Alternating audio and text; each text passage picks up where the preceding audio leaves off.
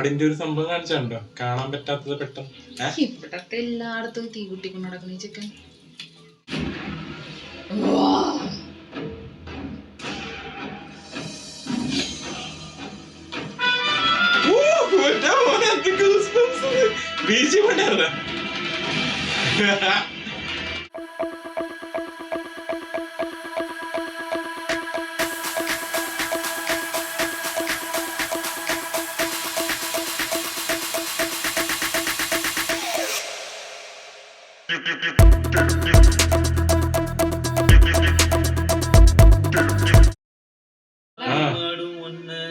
പറഞ്ഞിട്ട് കാര്യമില്ലല്ലോ. പ്രായം കൂടി കാണിച്ചു കറക്റ്റായിട്ട്. ഈ മകൻ എന്തെങ്കിലുമൊക്കെ കാണിക്കുമെന്ന് എനിക്ക് നല്ല ഡൗട്ട് ഉണ്ട്. ഇല്ലേ? എന്തിനാണോ ഒറ്റക്കിട്ടിട്ട് പോയത്?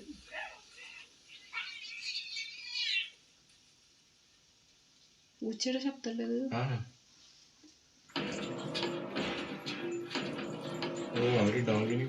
അതേ സ്ഥലത്ത് തന്നെയാണല്ലോ ഉള്ള. ഏകദേശം മണ്ണ് ഏകദേശം ഒരേ കളറാണ് അല്ലേ?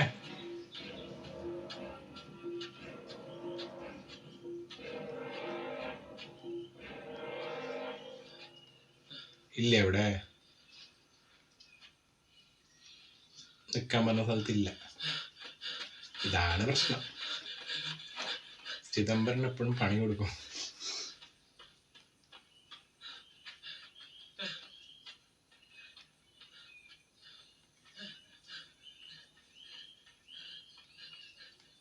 പക്ഷെ ആ കിതക്കാൻ സൗണ്ട് വരെ കേൾപ്പിക്കുന്നറിയാം അവളെ. ആ സഞ്ചി അവിടെ കറക്റ്റ് ഇട്ടുകൊണ്ട് പോയി.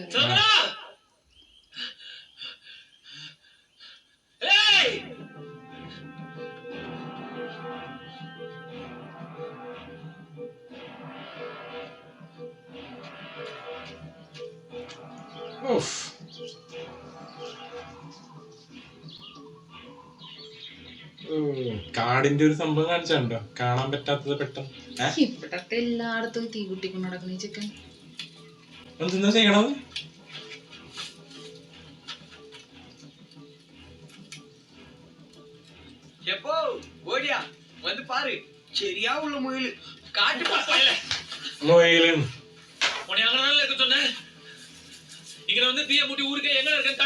அங்கனே இருந்தா இந்த முயல் மாட்டி இருக்குமா?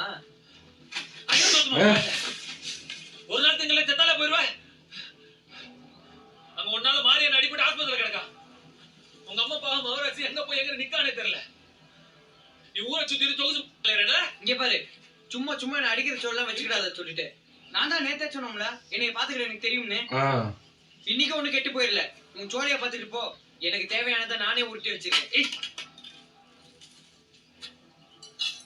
உங்க அண்ணனும் இப்படிதான் பேசி பேசி வம்பா கொலையா செத்தழிஞ்சு போனான். நீயும் அப்படியே பேசி பேசி செத்து போற. எங்க அண்ணனை பத்தி மட்டும் பேசல. என்கிட்ட மட்டும் உன் வீரத்தை காட்டு. அன்னைக்கு ஊர்க்காரங்க கால உன்னை விழ வச்சதுக்கு வடக்குறான எங்க அண்ணன் சும்மாவை விட்டான். உக்கா தேடி போய் செருப்பால் அடிச்சான். உன்ன மாதிரி அவனுக்கு கால நக்கி பொழைக்கிறதுக்கு போல ஒவ்வொருத்தனையும் போய் வெட்டி வீசி எரிஞ்சிருப்பான். எங்க அண்ணனுக்கு பதிலா நீ செத்து இருந்தா குடும்பம் நிம்மதியா இருக்கும்.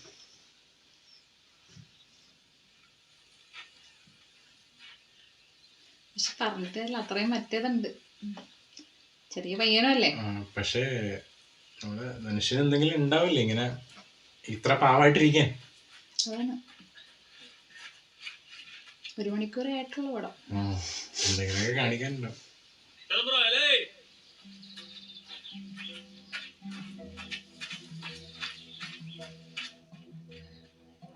ഒറ്റ പോണോ? അയ്യോ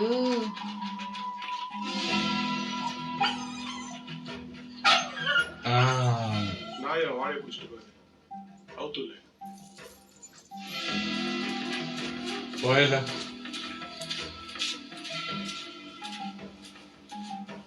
ഓ പക്ഷെ ആ BGM ഭയങ്കരമായിട്ട് കാണിച്ചറിയാ ഇതിന്റെ.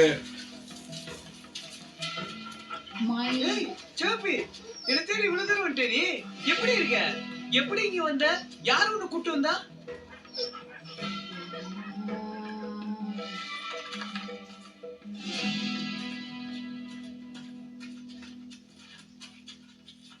ഓ ആ പട്ടി അവരുടെ പട്ടി കൊണ്ടുവന്നിനി. മനസ്സിലാവില്ലേ കുറച്ചും കൂടി. ബാക്കിയുള്ളത് വന്നില്ല, ബാക്കി വരുന്നുണ്ട് ഇപ്പൊ. ഇപ്പൊ വേറെ വന്നു.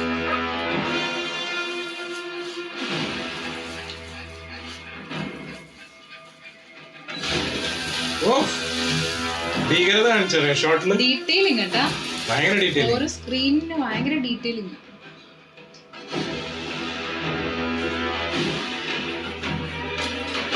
പെട്ടൊരവസ്ഥ. ഓ ഗുണ്ടാണ് ഇതിനകത്തുള്ളത്.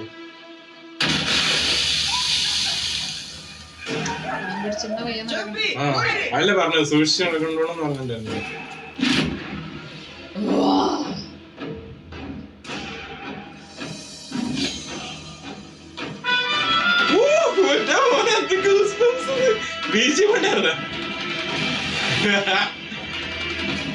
ആ ബീജിയം രക്ഷയില്ലടാ.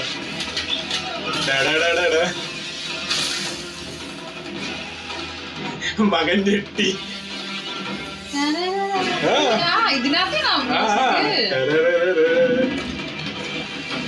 പക്ഷെ അത് ഇത്ര നേരം സൈലന്റ് ആക്കി പെട്ടെന്ന് ബീജിയം വന്നപ്പോ കേറി കളഞ്ഞു. അയ്യോ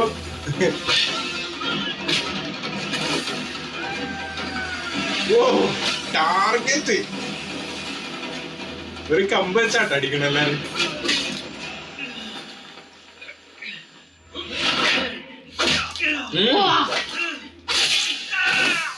അവരുടെ ആ ഒരു കുന്തം പോലത്തെ സാധനം കുത്തണേ.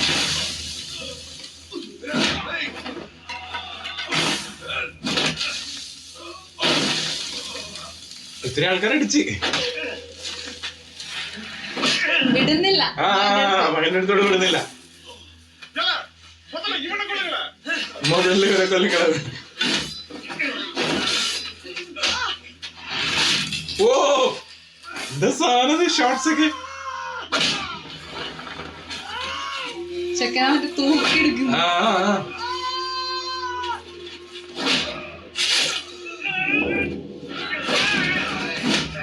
മറ്റേ സാധനമാണത്, വലിക്കുന്ന ഒരു സാധനം ഇല്ലേ.